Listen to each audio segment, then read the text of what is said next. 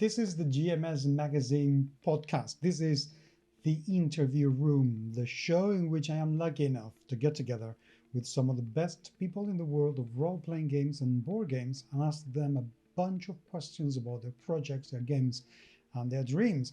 I am Paco Garcia, your host for this episode.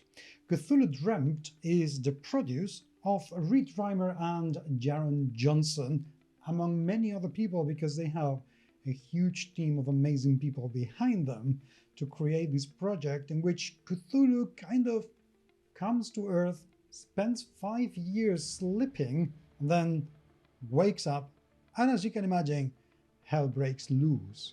There is an awful lot of history and story behind this game, but also the music that you're hearing here in the background, because there is a lot more to this game than just role playing. I hope you enjoy the interview. Okay, heavy metal. That wasn't very metal, but that's okay. Hey, make it work. Sorry about that. I should say that. Anyway, that's slightly more heavy metal. Reed, Jaron, welcome to the show, guys. How are you two doing? Super good. How's good. Minnesota and Ohio? Oh, Minnesota is great. It's rainy today, which is nice because it's been very hot. I know that you're feeling it over there in Spain. That you told me, and yeah, I think all across the world, it's getting hot. Yeah, it is. Yep. Ohio is.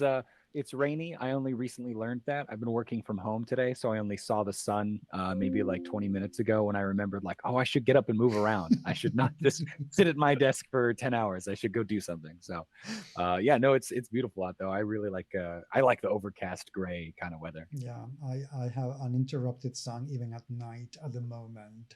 That's not really true, but we are that hot. And for the record, human beings, this is the second time that I ask especially Reed about what the weather is like over there. This is the second time that he tells me that it's raining in Minnesota, and this is the second time that I genuinely feel very jealous because I would love it to rain here, so it's a little bit cooler.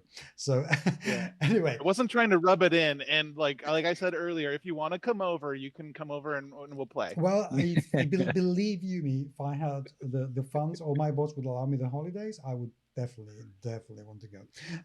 But maybe at some point. So anyway, you two have this absolutely amazing Kickstarter going on, which is working fantastically well. Congratulations on that. You are about 500% funded already. Yeah, a little over that now today. Yeah, that's awesome.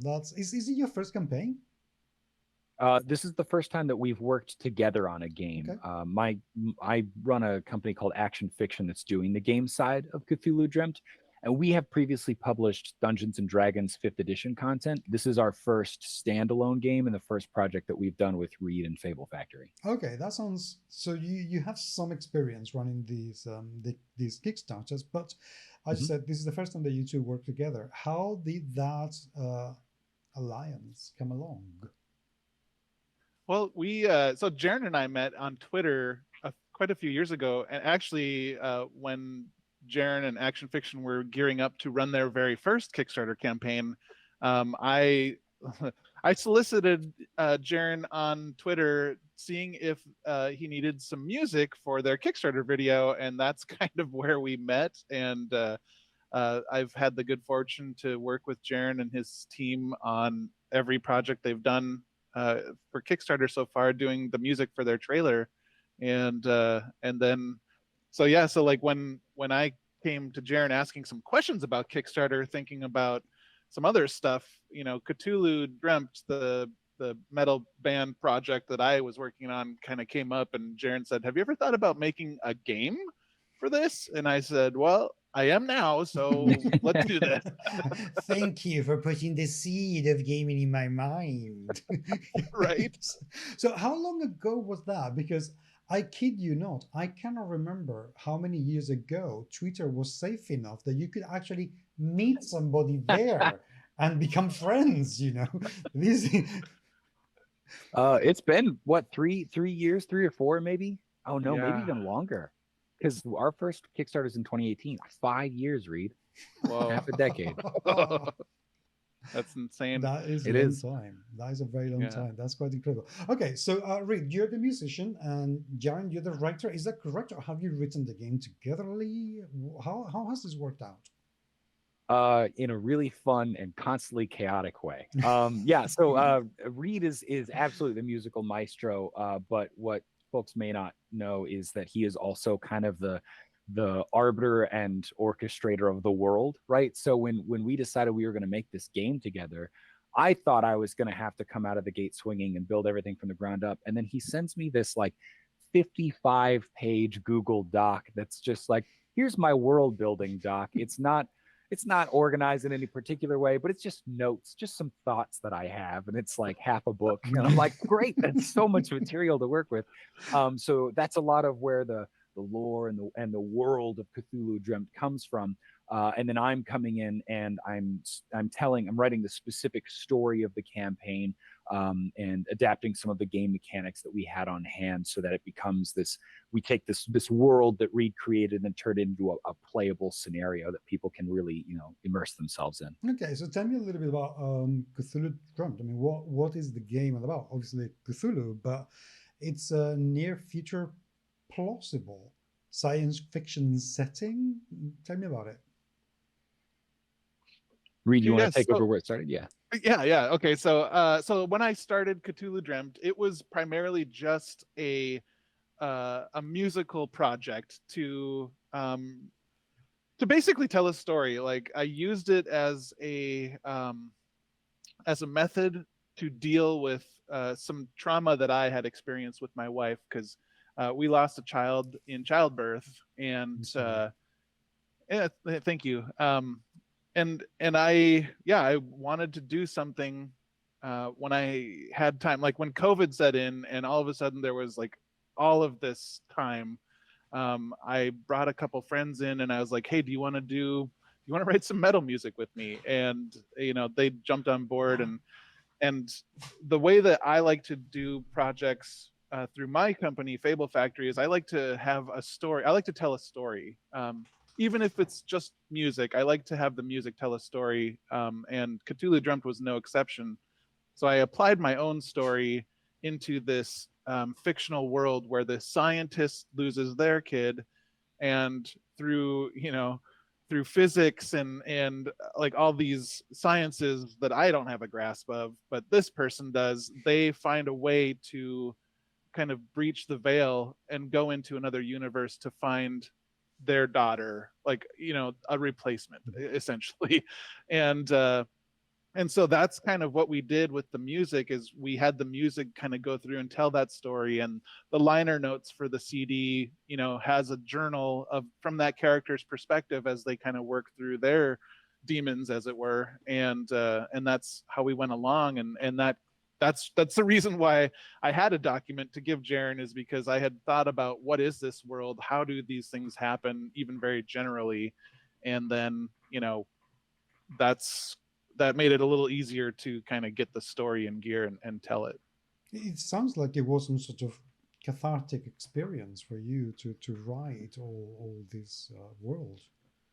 Yeah. Oh, absolutely. I mean, I not to bring it down, but I do remember like writing lyrics and practicing and rehearsing and singing and recording and just feeling those emotions come through, and having good cries every now and again, and going through all of that. And like it's very meaningful to me, and like the fact that I get to share it with friends and with other people who may or may not have had experiences similar, is super meaningful. But it's nice because our bogeyman Cthulhu is such a great kind of encapsulation of all the things that we don't control, and like loss and depression and grief, and it was kind of the perfect figure to have as what we are going up against. So it must make it very meaningful that people are taking onto this project so well, because I mean, going over 500% is a lot. And still, at the point of recording this podcast, still another 24 days to go, 22 days to go. So Hmm. plenty of time for that amount of money to double, which will be great to see. That must feel quite special. Oh, absolutely. I mean, like it feels special that people see something and think it's cool enough to want to support it, and add to that the fact that it's built on something so personal to me. It just it I don't know. Yeah, it makes me feel really good. Good. No, that sounds. I mean, it's always nice to see this kind of games coming out, but to see with that level of personal investment and emotional investment into it, that I think is quite special. Now, for the viewers out there, you may be hearing a rumbling sound. That is my dog playing behind me. So if you give me just 1 second, I'm going to take his bone away from him,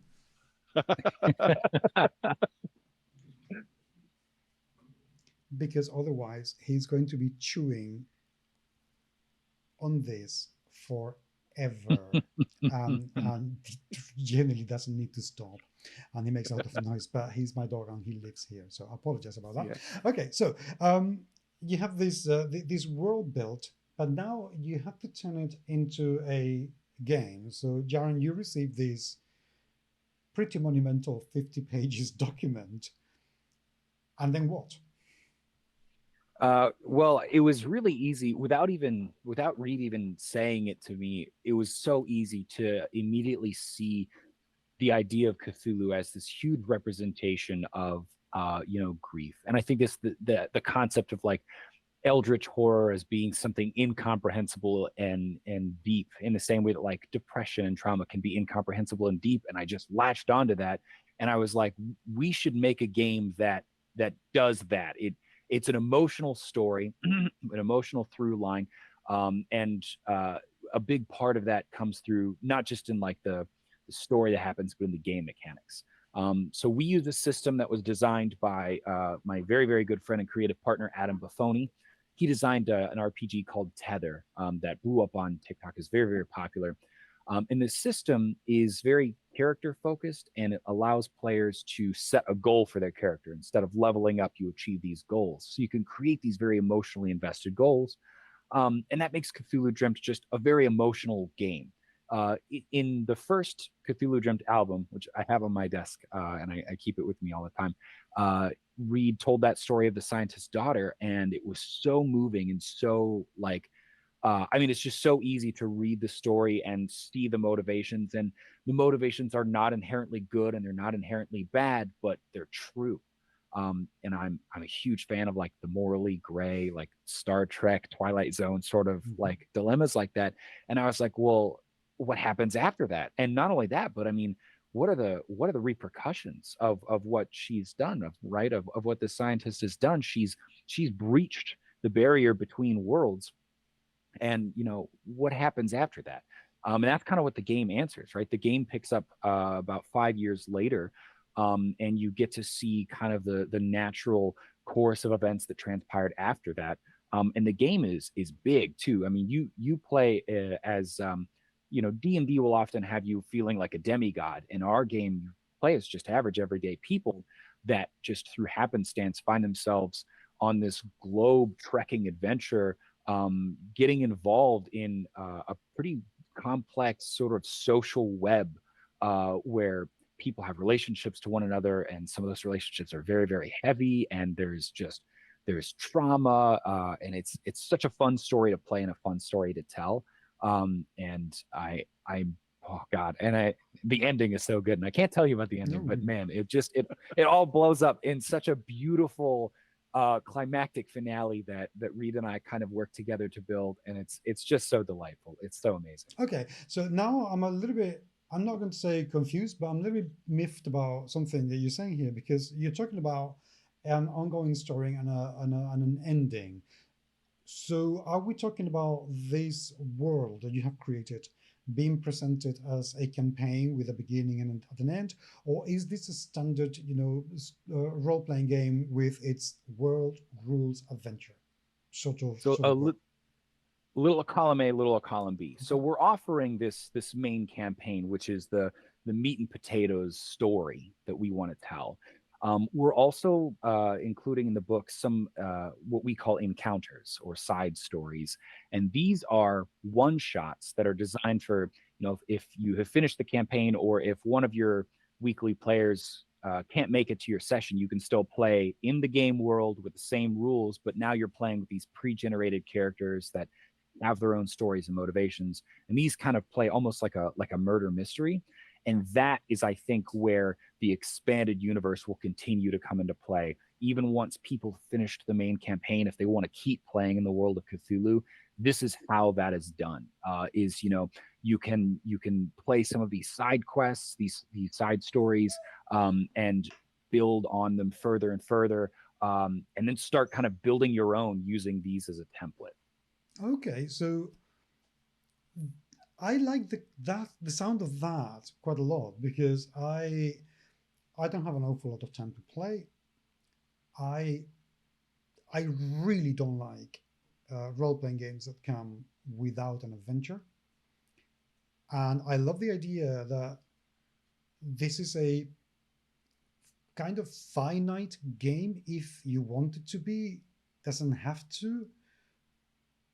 But if you reach the end and you want to jump onto another game, it's not going to feel an unfulfilled kind of game. It's going to feel all right. Where did that idea of preparing the game that way come from? Because it's not usual. Usually people just get your world open and do whatever you want with it, or here's an adventure, and then we will produce more adventures, hopefully. Right. Well, so structurally, a big inspiration was I had written on another book called The Red Opera, which was written by Rick Hines. And it was a 5th edition D&D campaign that also had a musical soundtrack. And that's kind of where like a lot of the inspiration came from. But when you look at, D&D is designed to be ongoing. Your players, effectively, their characters live forever, and their adventure doesn't end until they become gods or they die, right? Our stories and the premise for our world is, it's very much about grief and trauma and these deep emotions. And I don't think that you can effectively play in a world that uses that as a foundation if there is not a conclusion, right? Because a big part of what you're doing is processing these emotions, and a big part of processing those emotions is closure, right?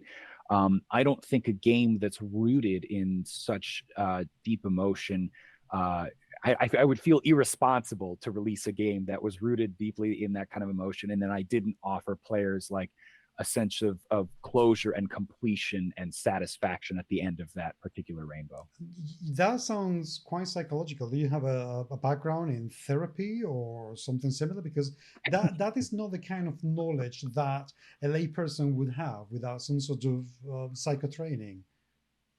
No, I mean, I majored in it in college, but I work in IT and tech, so it's certainly not where my career took me. It's what I wanted to do, but I found my calling with computers, so it is what it is, Well, no, maybe, and there's absolutely nothing wrong with it, but obviously you do know your psychology, because otherwise this wouldn't have come out as clearly explained as you have, and that also, I think, adds value to the game itself.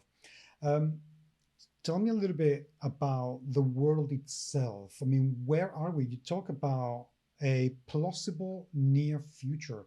What's plausible about it? Because Cthulhu doesn't sound all that plausible to me.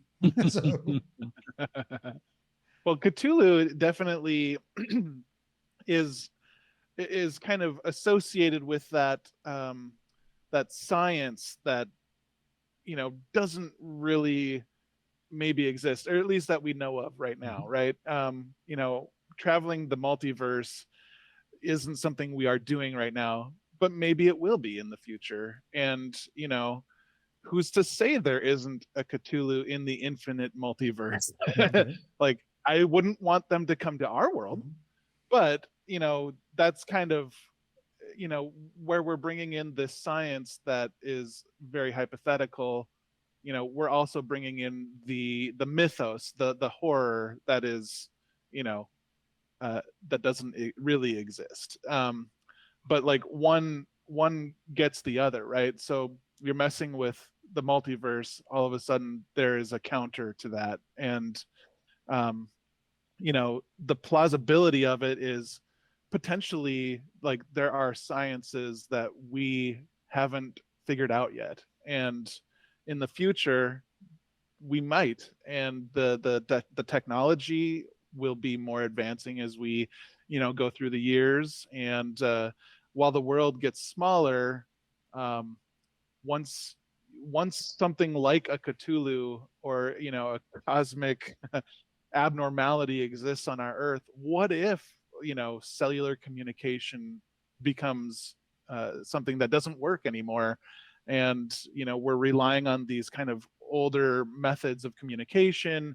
How do we get around that? And that's kind of where the plausibility is, where tech is a little bit more advanced, but also we're still dealing with kind of everyday real world things. Okay, so what kind of world is this? Is this a like today but darker, or what's happened in this Earth? What effect do these cosmic creatures have on it? Well, so the thought is that when Cthulhu, so when the scientist does her experiment and goes to another universe, that essentially created this portal where Cthulhu came into our universe but didn't wake up.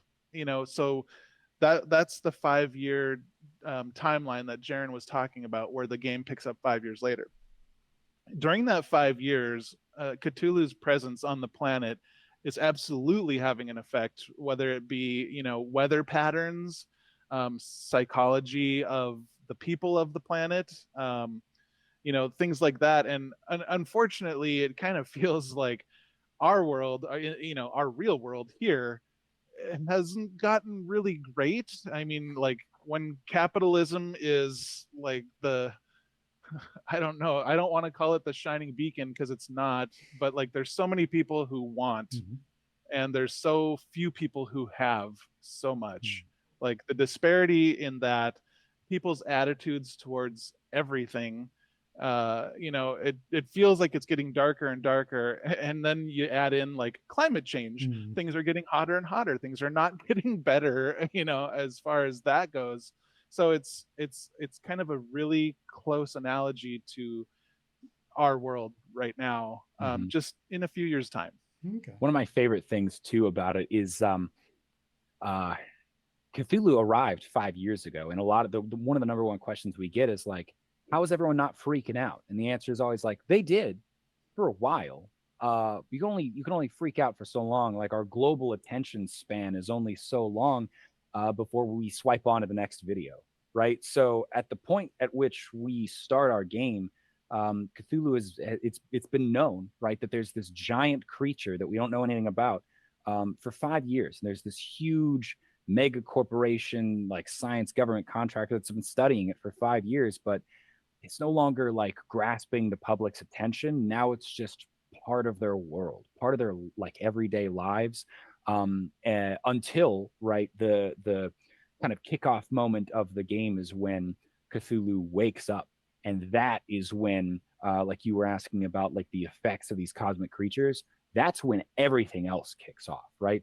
For a long time, it's just been a very tense piece. Like I mean, he showed up, but nothing's going on. Let's study him. And then 5 years later, because of some other events in the game, Cthulhu wakes up, and now those effects are starting to bleed out into the world much more aggressively. More creatures are showing up. Portals are opening up in different parts of the world. And that sort of like world scale is also what lets us do those encounters, those spin-off stories, because while the main campaign is happening down here in South America or in Antarctica, you can do meanwhile in Spain, and then do just a bottle episode of some folks in Spain and how it's affecting their lives. So you really get to see like how it affects the whole world in these nice little bottle episodes. I really love the sound of that. It's catching my attention ginormously, I have to say, because I feel that I just think that would be so true. You know, if Cthulhu came or any other alien creature came to Earth, I think we would be paying attention to it for about 3 days, and then be like, oh, right, so, oh, look, it's another TikTok video, Yeah, and go for it. So yeah. it's another TikTok challenge. So I think that would definitely happen. D12, why change system? I mean, you're experienced, but using 5e and doing campaigns for 5e, which is almost a guarantee that something is going to succeed, and yet you decided to go for something a D12, which is the least used die ever. Why? And that's a crime. It's a I know, crime I that it's agree. so underused. I I agree. love the I D12. agree. Well, so I've been designing 5e content for almost 5 years. And we have done three. I mean, I have them on a shelf. 3 textbooks worth of content, 3 separate books, and they are like big chunky boys, over 1,000 pages of content. And I was very ready to do something else. I was very ready to, what we did is a game called Monsters of Merca, which is, kind of satire of the world. It's like The Onion, but a playable Dungeons and Dragons world. And that was very exhausting to write. It's very hard to keep up with the events of the world. And I was very excited to take a break from that and to do something new. And my friend Adam had written this system, which he calls Sojourn. He had written the entire system, and he brought it to me, and he said, Adam is one of those people he's an incredible designer, and then he finishes a product, and then he puts it in a box and puts that box in his closet, and he never looks at it again, Okay. even though it's like perfect gold. So he brought it to me, and he was like, I don't really know what to do with this. Can you do anything with this? And I had played the system at PAX Unplugged, and it's just a really great system. So the system uses a D12. It leverages travel as one of the core mechanics. It's less about combat and leveling up. It's more about surviving the world. Really, the biggest opposition you have in the Sojourn system is the world around you. You need to find food. You need to find shelter. There are mechanics for traveling for days at a time, right? And that just fits so well with what we were doing, which is this globe-spanning story where you're surviving against these cosmic entities. And a big part of that system, like I mentioned before, was those goals. And that was really where it opened my eyes to how to apply this very cool D12 system into this very emotionally rich world. Some of the other highlights that I think are very cool is Adam's design philosophy is that the storyteller, what we call the facilitator, what D&D calls the dungeon master, there's a lot on their plate. That person is doing a lot. When it comes to organizing the game session, finding all the players, answering all the questions, running the game. And so a big design philosophy that Adam runs with, and I love, is to minimize the work that person has to do. So in this system, that person hardly ever rolls dice. The dice just don't have to enter that person's hand. The dice are always being rolled by the player, which lets that person, our facilitator, focus on crafting the narrative outcomes, focus on answering those questions. They have to have less notes on hand. It's just a more accessible system. We've run play tests for the system where our play testers don't read any preliminary materials. They just show up. They show up, we give them the character sheet, we give them the dice, and they can pick it up in a single session.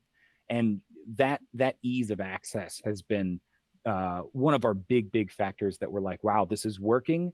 We need to keep doing this because this is, nobody, it's a very hard sell to play a game that's a textbook of rules, right? To hand somebody a 300-page book and be like, all right, see you on Tuesday, make your character or whatever. And I really like that the system doesn't require you to do that. And that is very good, because I think that is probably the biggest problem that role-playing games have nowadays. I personally, unless it's something that I am really invested in because it's very well supported, I don't read rules anymore, because I'm 50 years old. I've been playing for over 30 years. I've read enough. I don't want yet another system that it's going to be this thick, and then I'm going to read that thick adventure is not interesting at all. So the fact that people can just come in, the facilitator can have very little preparation and get on with things, thumbs up. Big thumbs up. Reed, have you published a role-playing game before, or is this your first experience? I have not. This is my first experience, and I'm grateful to have a partner like Jaron to work on it with, because he and the team at Action Fiction are like awesome. Like I love the Merca campaigns that they did, for the 5e setting and stuff. So it's been a trip, and I'm excited, like even after Cthulhu, for how I can think about that as a part of projects going forward too. How has it been the experience for you to see your game from those 50 pages of Google Docs to being transformed? I mean, what's been the most interesting thing about that journey for you? Just to watch how something like the story is then not created, but well, I mean, it is being created also, but is being ported over and like formatted for a game. We the last few months, Jaron and the team have been working on a couple preview encounters, like side story adventures, to kind of get people comfortable with the system, and like give them a sense of how it's going to be. And like watching that process and seeing like the initial idea of the encounter get written, and then just see it like expand as everybody kind of jumps in and works on it. Like that's super fascinating. And then the fact that we're also like combining the soundtrack on top of that, has been super fun to kind of go through and work on.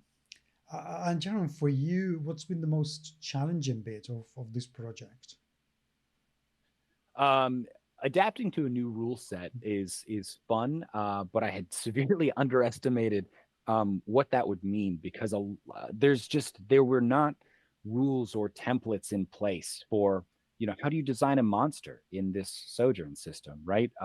So there was a lot of preliminary work that went into just building the structure of everything. Beyond that, that's really the only challenge. Everything else is just exciting.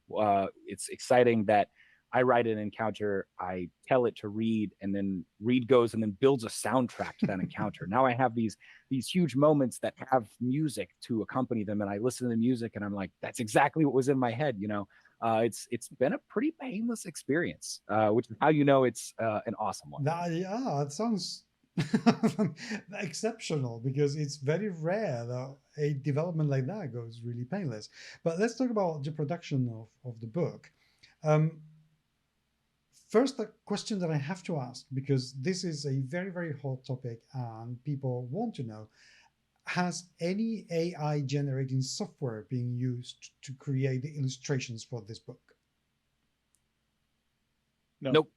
Yeah, that was something when AI was coming out, it was something where we were like right when it kicked off, we were like, that seems pretty cool. And then people started raising those ethical concerns, and we were like, oh, that makes a lot of sense. That's not cool at all. We should not do that. And that was a pretty easy decision. Our art director, Bianca Papalardo, is a hugely outspoken opponent of artificial image generation. And I think if we tried to sneak one in, she'd probably send us to another universe. Yes. So it's an easy decision for us to make. Okay. Right? And then about the team, you may know, if you know anything about me, that I am a big proponent of diversity and inclusion. So what is your team like? Well, Bianca is Argentinian, so she's bringing herself, and a lot of the artists that she works with are artists that she's worked with in the past. Our art team is wildly diverse, which is very cool. A lot of South American folks. We also have Snails, is one of our lead designers. They're a non-binary person, and they're Latin American. And we also have a couple of writers that are in that vein. We have Mitch. Oh gosh, Mitch's last name is slipping my mind, and that is so upsetting. But he has a Mexican American background as well, and I'm super excited for that, because that allows us to tell such cool world experiences, right? A lot of there are RPGs out there where folks, you can put together a diverse team, but if the world doesn't allow them to bring their culture and bring their cultural perspectives into the game, you're not getting the whole value.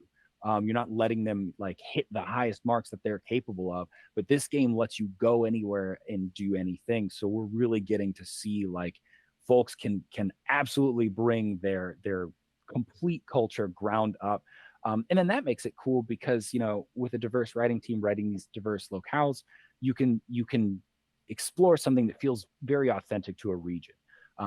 This is sort of the opposite end of diversity, but we just wrote I just wrote a Midwest United States expansion, and it's very authentic to the Midwest because that's where I grew up, that's where Reed grew up. And so I'm very excited to see that come together for other people as well. No, but I think that makes perfect sense, and I reckon that the game lends itself very nicely to it with this one-shot sort of structure, because at the end of the day, Cthulhu's waking up for the whole world. So seeing the impact that could have everywhere and with different cultures, I think that adds a level of richness that could help you develop further products later on, which would be my next question. Of course, the game is going to happen because it's been funded. Everything is pretty much there now. It's just a matter of finishing developing it.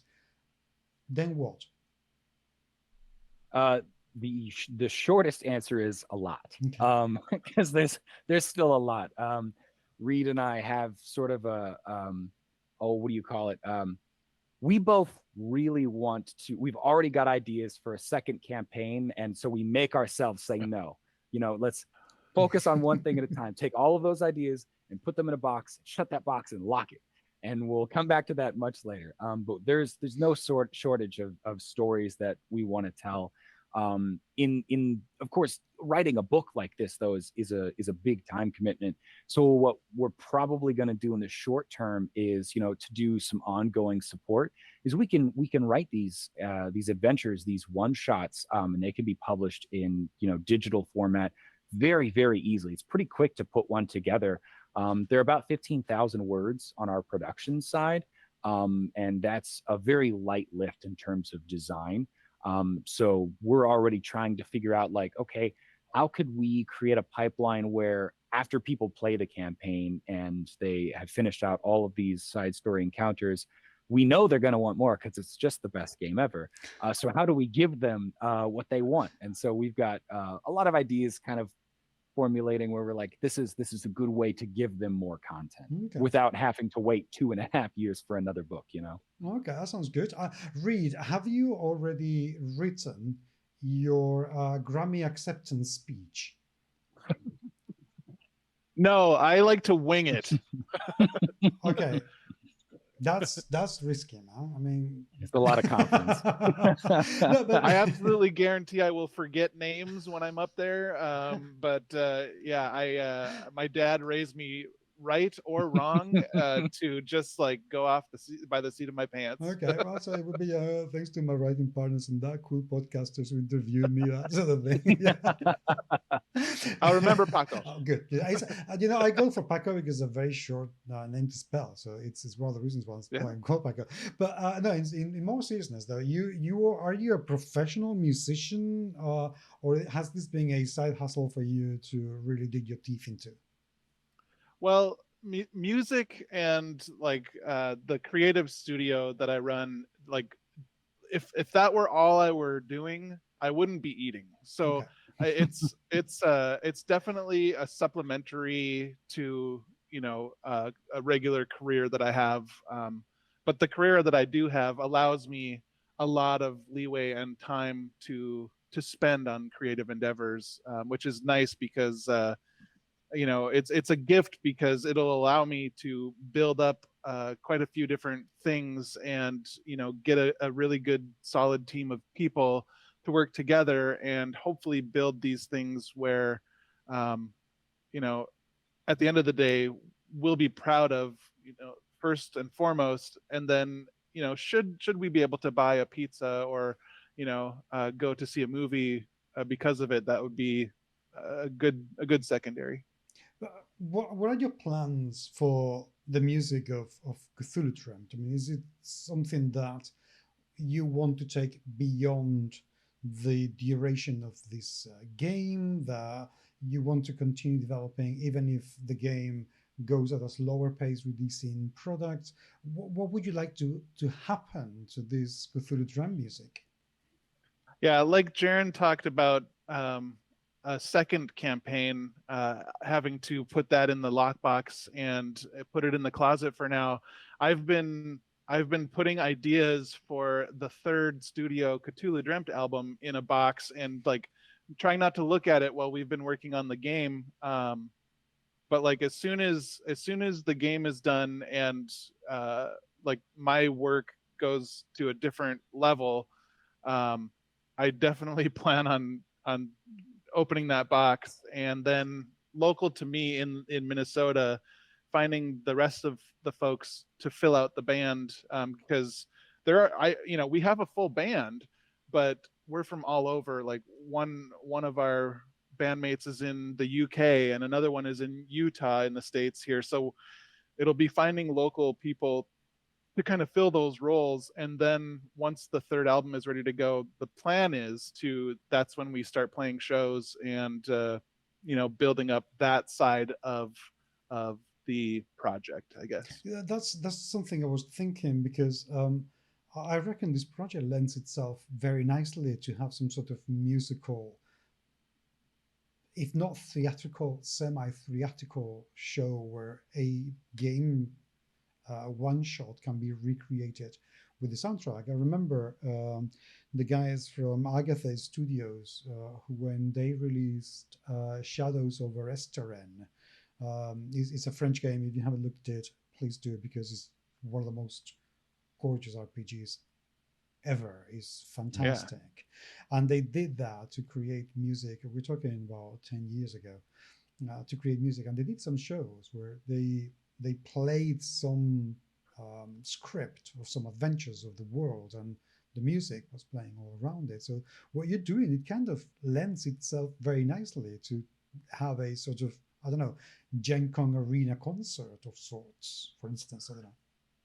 Do you see the gears turning in Reed's head when you said that? I watched the little lights start going off in Reed's eyes when you said that. I have been guilty of planting an awful lot of really weird ideas in a lot of people's minds. And I will not apologize if I have done this, because what I'm visualizing in my head, that looks amazing. So, Yeah. So 2025 first concert? Wouldn't that be great? Yeah, yes. It would. Okay. Now, in just to start wrapping this interview up, 2024 reaches. What's going to happen to the game? I know that there is a second campaign going, but what I would like to know is not just about that campaign, which obviously is there and will happen as and when, but how is the game going to be developed? Are you planning, or would you like to bring more people on board and just tell them, create content like, what's the word I'm looking for? So the community development area where people can bring their own ideas, they can publish their own adventures. How is the scope of the game going to be managed in that way? That's definitely something it's super important to me, right? Because I wouldn't be a game designer if 5e hadn't been an open game, right? So it's something that we want to do. I know that the core system that we've got Cthulhu Dreamt built on Sojourn, one of the things that we're planning on doing is releasing that as a standalone product and saying, here's this system. It's an open licensed system and anyone can use it for anything, right? Sort of like Powered by the Apocalypse, if you're familiar with that, right? So we've got plans to do that. We're figuring out whether Cthulhu Dreamt needs its own license or whether we can get it kind of wrapped up under that Sojourn license where you can use Sojourn to do Cthulhu Dreamt or any number of other things. And then in terms of collaborative fiction in the short term, we also have a subreddit where folks come in and kind of write their own stories, almost like blog posts, how Cthulhu is affecting their part of the world, right? And that becomes a really cool collaborative fiction experience. It's not unlike the SCP Foundation wiki page, where anyone can come in and contribute to this massive ongoing canon. And the more people that do, and the more perspectives and worldliness gets baked in with that, the more authentic it starts to feel. Where you go to this subreddit and it's like you're stepping into a world where everyone's posting about that weird hovering eye that they saw in the sky the other day. So that is another way we're seeing some folks from the community come in and add their own ideas and build stuff that way. That would be amazing, because seeing that, I mean, I'm very big on the idea of games being supported, and the game creators supporting the community behind the game. So that that sounds very, very much up my alley. Humans, thank you very much indeed for being with me today. It's been truly and genuinely a pleasure. I'm really delighted that the campaign's going so well. Let me see if I still have it. Yeah. Right now, it is going on for all the humans out there, 51,900 euros, which is $56,742. I reckon in 24 days to go, I say this is going to go to 1,200 backers and about $110,000, give or take. I want you right. I hope you're right. So that's what I want. That is my bet. I regret to inform you, though, I'm not going to be able to do it because I am really skinned this month, so I'm not going to be able to plug it, which is annoying as hell, because that vinyl thing is like. Stick around for the late pledge. Yeah. Stick around for the late pledge. Yeah. There'll be time. Okay, good. Actually, we haven't spoken about the campaign, which is like, oh my god, I'm having too much fun talking about the game. The campaign. How has it been like to design and run it compared with your 5e campaigns? This is so much more fun because we get to do so much. Like, for example, this is the most that we've really ever talked to the community, podcasters, and things like that. So we've really gotten to engage with people a lot. We've gotten to answer a lot more questions too, because a lot of the questions with 5e are kind of answered by default. Why 5e? Because it's popular and it's the system that I play, and it's what everybody plays. So this has been, at least from that perspective, a lot more engaging. And also, it is very, very nice. I have a project management background. It's very, very nice to have somebody like Reed here who, it's very easy for me to be juggling 15 things, and then Reed sends me a message that's like, hey, here's a bunch of stuff that needs done, but just so you know, I'm doing it. And I'm like, oh, what a huge relief, because you never really know how much is going to get juggled until you hit the launch button and then your inbox explodes, and your Discord notifications explode. I have like 30 unread Discord DMs right now that I'm just like slowly going through, because we have a lot of actual plays lined up, folks that want to play the game. Reed's been mailing out zines, like little adventures and stuff, and it's just so much. Yeah, it's just so much, but in such a very cool and exciting way. In previous campaigns, I've been worried about like, ooh, what are we going to talk about in the middle of a campaign? And now I'm like, well, gosh, we're booked out for like 3 weeks after the campaign ends. When will I eat? Well, that's not a bad problem to have. Okay, I have two questions. One is about one of the pledges. You are giving a CD. So the question is, who listens to CDs anymore? I listen to CDs still, and I have all of the Cthulhu Dreamt music on CDs. My car has a CD player. I'm the person. I'm the target demographic. That is so retro. No, no, you just turned me into dust, Paco. You just aged me into dust. No, but seriously, No, I mean, there are very yeah, few people these days who have. I mean, I don't think I have a DVD player anymore. yeah, it's true. I mean, that's why like no matter what tier you back at, you definitely get the digital version of the soundtrack. But like there's something to be said still, even if you don't use it, getting something Mm-hmm. physical, and especially like I've always made it a thing with Cthulhu Dreamt. Like, you can see kind of behind me there, Paco. I've got the 3 releases that Cthulhu Dreamt has had, but each one comes with a liner booklet, which isn't the norm anymore, No. because there's not a ton of physical stuff out there. But like each physical booklet has something in the world of Cthulhu Dreamt in it. And, like, yeah, maybe I'm showing my age too, and like I still like listening to CDs, and I do get them for things that I really want, but I really also want to like study. I have friends who are musicians also, and like CD is kind of the grail of audio, because it's the best quality Mm-hmm. that you can get, especially when you're like going after certain recordings or like certain composers, or that kind of stuff. um, but then it's like the other side of it is the vinyl. Like the vinyl comes at those higher tiers, and like vinyl is so cool right now, and like it's been having a resurgence over the last years. And I read something recently that said like 30% of people who buy vinyl don't even have a record player. So it's like there is something to be said about having that physical thing that is or can be a showpiece, or like that you pull it off your shelf and you kind of have this cachet, because of it. And um it's no exception. Like I have a shelf, like shelves of records next to me here, and I'm like, why did I do this? Well,